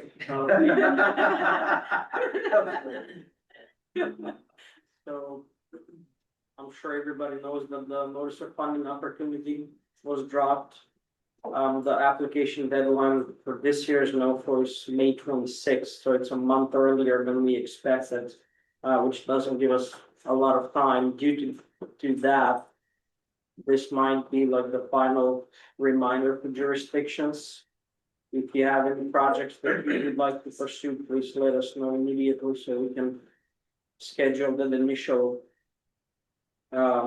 meeting with you all and kind of go over that. There's $1 billion available in funding. The split is gonna be 70% for implementation funding. There's gonna be a highly competitive round. So, and when I say final round, I mean in this shape or form, final round, they seem like they want to extend the program in other years, but we just don't know the details about that yet. So far, we have reached out to all of our jurisdictions at the TJPDC. We have received positive answers from 3 of them. And from, I believe, Fluvanna County and Louisa County, we have not received any final answers. Hey, Gorion. Hey, Todd. Hey, I'm going to apologize for how long it's taken. I did finally get up with Eric and we hope to have an answer for you by Thursday. Understood. I will get with my people and I'll get in touch. Thank you. Yeah, we have about 15 working days to get everything together. I think the furthest we have gone in the process is with Greene County for their project. And we have included, for the commission meeting that's this Thursday evening, there is a resolution of support in that meeting packet, so that if we end up applying with any jurisdictions, we'll have that resolution for the application. Thank you. Does anybody have any issues with proposed meeting dates for upcoming meetings going all the way into May of next year? Now, again, I can't believe how fast this year has went by, but since this is technically our last meeting of this fiscal year, we wanted to get those dates in front of you. You will notice, they follow a pattern with the exception of November, of course, because the first Tuesday in November is election day, and we know many of you, your offices are closed.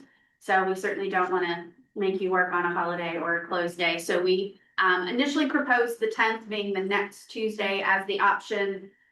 But please, if that is an area of conflict, just let me know. And we can, as soon as we get these approved, we'll give you guys a little bit of time to think about it. We'll go ahead and get those calendar holds placed and new invites out there so that we know that we are good to go. But also, you know, if anyone has any concerns, you can certainly raise them now or send me an email this week. My initial comment is we should go ahead and just list February as an online meeting. Yes, great point. Yeah, I think that works the best for everybody. I mean, you know, it's cold. Nobody wants to come out if they don't have to, and we certainly have that option. We do have the option to have 2 online meetings. Based on the schedule, though, that would make the August meeting our only other viable option, since you can't have 2 in a row and with there only being 4. So we entertain that notion as well, although I think there is some value in getting together in person as well. But yeah. We'll see if everybody has things that they can't come here for. If you're getting feedback that no one can leave the office. We'll consider it. All right. Anything else for the TJPDC? Round table it is. Who wants to start? I can go. So for Albemarle, we are in the midst of smart scale, in the midst of all that. We have received some feedback on revenue sharing, like staff recommendations on funding. So not the guarantee on funding or not. And it looks like we might be looks like VDOT might be not funding our full request for one of our projects. We might have to make up the I think remaining 300K through either SS4A or through raise. I'm not too sure yet what we plan to do. I'm going to the Board of Supervisors in May for the secondary 6-year road plans. We did a new procedure for that this year, where instead of for the county here, we need to have 2/3 of residents on the affected road vote yes to have the road paved. Typically, it was me basically sending out letters to all these people and tracking their responses one by one in a lot of spreadsheets. That was a mess for a multitude of reasons. We changed it so that if a person requests, I basically send them the information about the program and the list of people I need to hear back from. They get the signatures. When they're ready, they send it back to me, and then VDOT reviews it. That's been a much better system. And as well as that, we are looking to do something new called the Unpaved Road Improvement Program, which would be capitalizing on the General Assembly bill that passed 2 years ago in the General Assembly, which would allow for rural rustic funds to be used for non-paving projects. We're looking to use that on roads that either cannot be paved into rural rustic because of geometric restrictions, or people don't want to do it, or it would just be simply too expensive. So that's something exciting that we're looking to maybe implement in this fiscal year, like this upcoming, or do it in FY, I guess, 28. Trying to think what else. Oh, we're also going to the board in early June with our draft priorities list. We took all the projects we have in all our plans. We ranked them, mapped them out with 6 different factors, which are similar to smart scale: land use, economic development, safety, congestion, environmental, and equity and accessibility.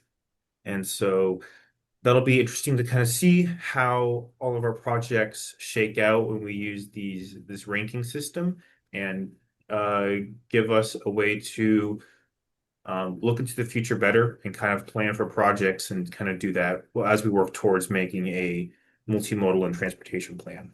And that's life here in Albemarle. Thank you. Todd, looks like you're up next. Okay, so you mentioned comprehensive plans. We are still working on our update. I finally took some sections to our planning commission last week for a work session. Let's just say we have some changes they want us to make to those sections. We reviewed our introduction, our natural environment section, and a new section on rural preservation. I've been working with the folks there at TJPDC and with Sandy on updating our transportation section. We'll be getting that before the planning commission, hopefully in the not too distant future. One thing that came up in those conversations, because I think many of you are aware that there is a very large warehouse facility going up on US 15 just south of Zion Crossroads. And there are concerns about what that's going to do to traffic. And Sandy had brought to my attention that there is a Zion Crossroads small area study that was done 4 years ago, and want to look into possibly updating that to extend the study area further south, because right now it just goes just a little bit south of the stoplight there at 250. Let's see what else. Again, Gorion, our board meets tomorrow night, so I'm hoping to have a decision for you Thursday morning about whether we're going to go for Safe Streets for All. See what else. We're waiting on word on our streetscape application, TAP application for Forking and Streetscape. We actually had Mr. Byers come down and tour the project area with myself and Sandy and Pat Moore. There are some questions that we have, so hopefully they were satisfied with the answers we provided. The only other thing, you mentioned smart scale earlier. I had some conversations with Chuck Proctor, and they didn't see anything in Fluvanna County that really rose to the level of competitiveness. I'm hoping things might change in the next round, because there is shall we say, a commercial development going up between the two banks on Route 53 near Turkey Sack Trail, which is going to increase traffic. It's a fairly poorly kept secret, but nothing's been made official yet. I'm just going to say I've been calling it Project Grimace, which is probably going to be a hint to some of you what it's going to be. And those are really, I mean, of course, the Wawa construction's going on there. It was on Crossroads. And I think that's pretty much all I got. Thanks, Todd.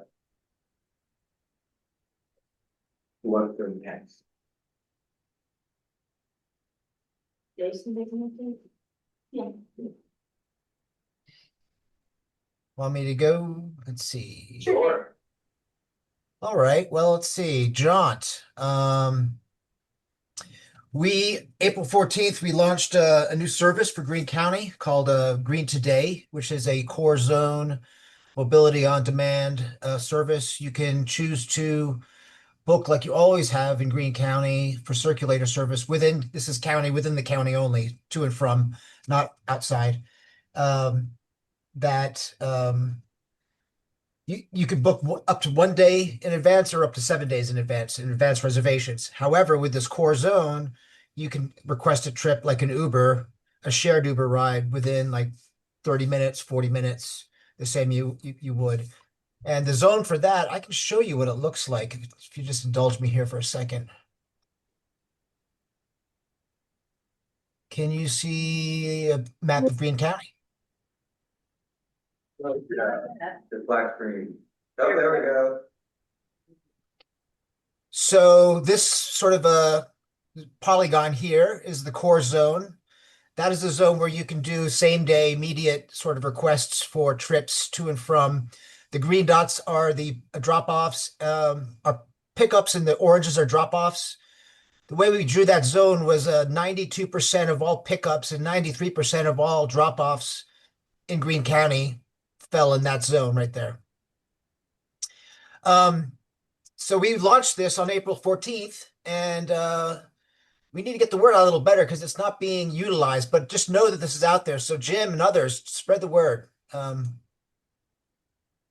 Because it's fun and exciting. And if this works in Greene, we can do this in other jurisdictions around areas where there's activity. So it's kind of a huge thing. At least I'm geeking out a little bit here, but it's going to be very cool.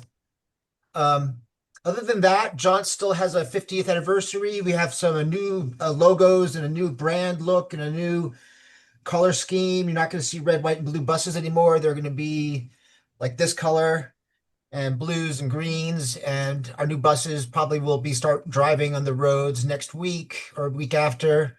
And we're going to, we order like 15, 16, 18 buses every year and we dispose of old ones. So as the years go by, we'll convert our full fleet to the new brand. It's 50th anniversary. We have that's about it. Yeah, I don't want to take any more of your time on transit, but just good things coming. Thank you.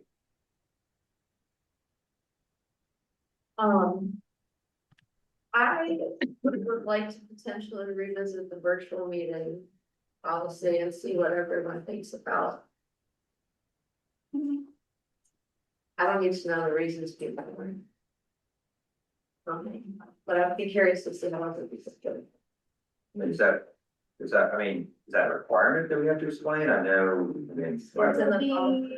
Well, I think it's in the state code. Yeah, I think It that's. is, yeah. And Well, that's so our fine. policy Yeah. mimics basically what we have to do for the law. I'll never mind. Because our board and planning commission has to state why they have to attend remotely as well. So, Yeah. okay. That's fun. Sorry, Steve. So we're, still working on our zoning and subdivision ordinance update. It's been, gosh, at least 2 years at this point, and we're on a little bit of a delay because we're doing some extra exercises too. Our hot topics are for short-term rentals, and then lot size minimums versus sliding scale. So those are our hot topics, but we're doing some overlays and incorporate some of the access management standards in Route 151 and Route 29. So the goal is to kind of push development onto 29 and manage it better and push it away from Route 151. We just sat in meetings all morning about our smart scale project in Colleen that we would like to apply for, but it's some R cuts and there's a property owner who owns most of the other side of the gas station. Used to be the dairy. Big ice cream cone there. It's been closed for a few years since COVID really, but anyway, we're having some trouble getting public and board buy-in on that. So we'll see how that goes, but I mean, we'd like to because 2 intersections and that stretch right there are ranked 18th and 26th in the region for PSI. Which is kind of a big deal to me, I think, but and then the other smart scale project we have is on 151 at Rockfish Lane, putting in turn lanes there. And our partnership services building is going up pretty quickly in Livingston, that's incorporating sidewalks. And I think the TAP project for Livingston is maybe making some more headway. Getting some sidewalks and infrastructure in Livingston. So.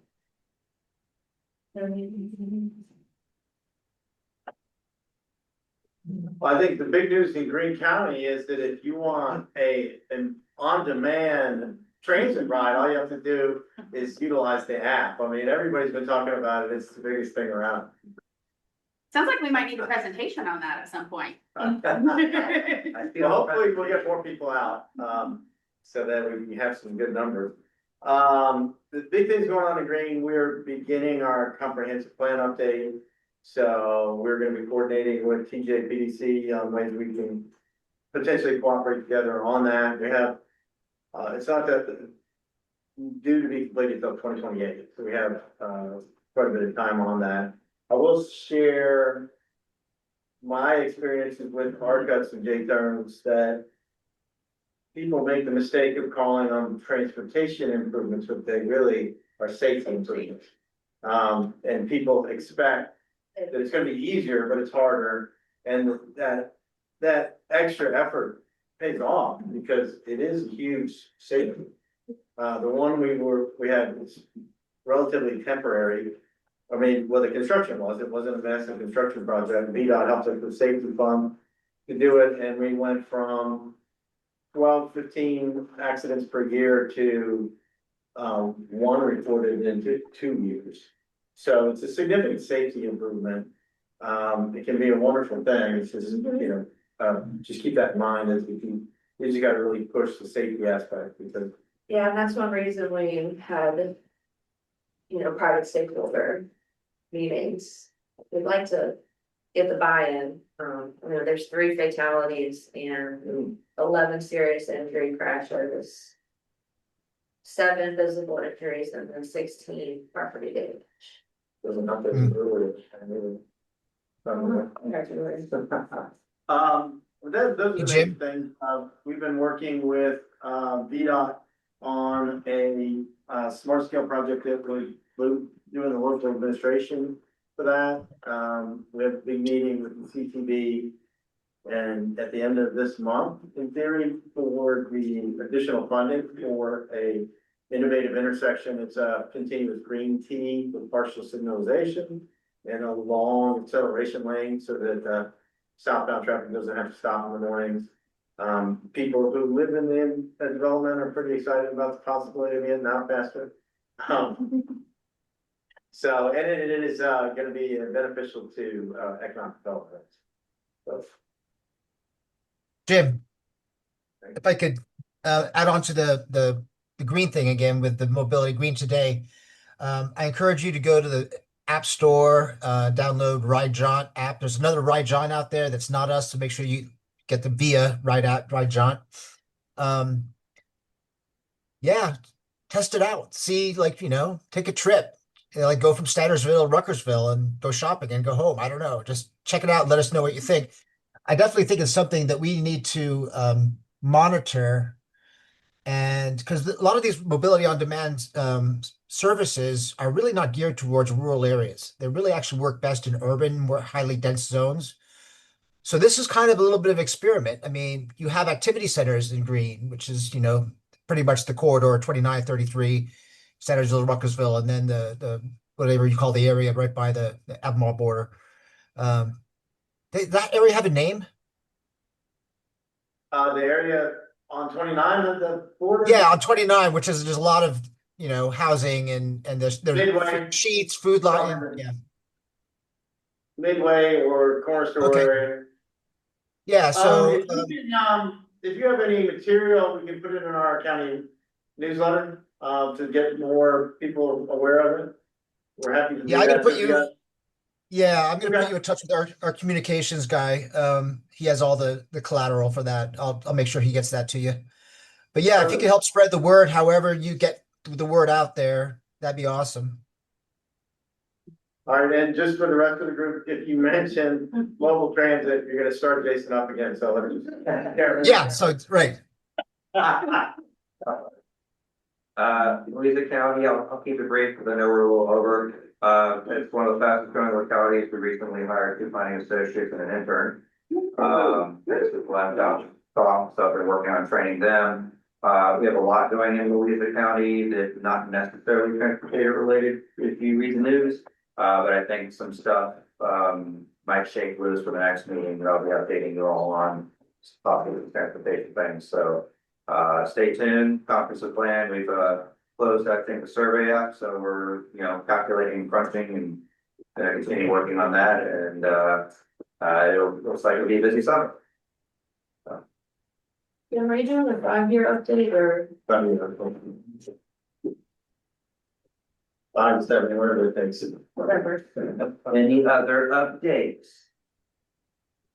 I will just say, as always, if you think of a topic that you would like to just have discussed here, please just let me know. If you think of more topics for Rob, he was a fantastic speaker. I think that went really well. Hopefully you got some information that you needed, but if you need him, I think, to expand on any of that, it sounds like he's probably game for that too. So just always feel free to reach out to me, shoot me an email, phone call, anything with things you'd like to see discussed. Well, in the 8 years I've been with, RTAC, I would say this was in my top 5. It was, when he sent me the slides, I was like, this is comprehensive, but I like it.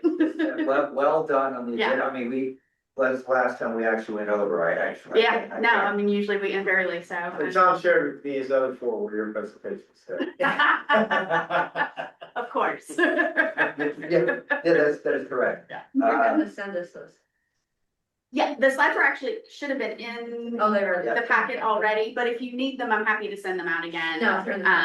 Yeah, and then we made some notes of maybe some other things, the CTV packet items. I'm gonna look at the transportation research board and see if I can find some links like he mentioned that might be helpful. Yeah, so there's always usually a few things that pop up, after the fact, but I'll be sure to forward anything on for sure.